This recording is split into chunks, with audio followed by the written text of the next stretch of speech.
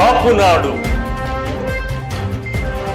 సామాజిక న్యాయం కోసం సామాన్యుడి స్వరం మీ కాపునాడు. కాళ్ళ సుబ్రహ్మణ్యం.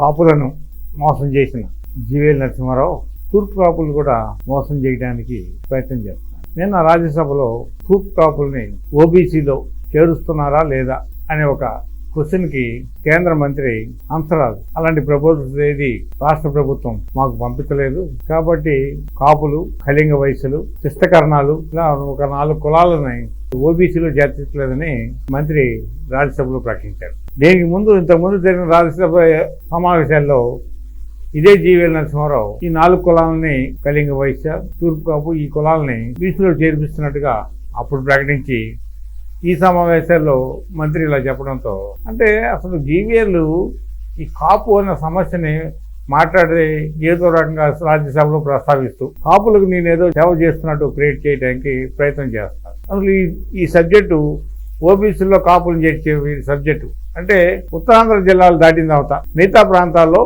తూర్పు కాపుల్ని ఓబీసీగా గుర్తించమని చెప్పి గత 10 సంవత్సరాల నుంచి పెద్దలు పల్లా వెంకటరావు గారు, పిసిని చంద్రమోహన్ ఇలాంటి వాళ్ళందరూ ఎంతో ఉద్యమాలు చేస్తూ ఢిల్లీ వెళ్ళి నేషనల్ ఓబీసీ కమిటీ చైర్మన్ని కలవటం, అక్కడ ప్రపోజల్స్ పెట్టడం, ఇలా ఉద్యమాలు చేస్తున్నా దీని మీద సరైన స్పందన రాలేదు. ఇక్కడ ఆంధ్ర రాష్ట్రానికి వచ్చేసరికి గతంలో చంద్రబాబు నాయుడు ప్రభుత్వంలో తూర్పు కాపులు ఓబీసీలో చేర్పించాలనే సబ్జెక్ట్ మీద కేంద్రానికి రికమెండ్ చేయటం, అది అవ్వకపోవటం.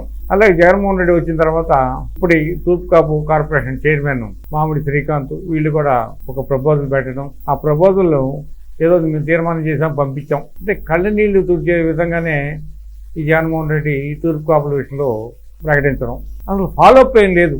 అంటే కేంద్రానికి రాష్ట్ర ప్రభుత్వం నుంచి ఒక లెటర్ వెళ్ళటం అంటే దాని ఫాలోఅప్ జరగాలి. ఆ ఫాలోఅప్ జరగకుండా ఏదో నామకాయ వస్తే పంపించాం, అవ్వలేదు. ఈ కార్యక్రమంతో తూర్పు కాపుల్ని మోసం చేయడానికి ప్రయత్నం చేస్తారు.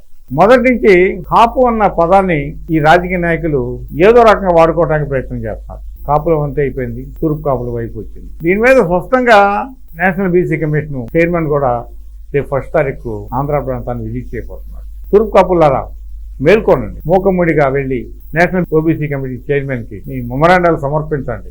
అలాగని మనం సరైన రీతిలో మనం కానీ స్పందించకపోతే ఇంకెప్పటికీ తూర్పు కాపుని ఓబీసీలో చేర్పించలేరని చెప్పి కాపునాడు భావిస్తుంది.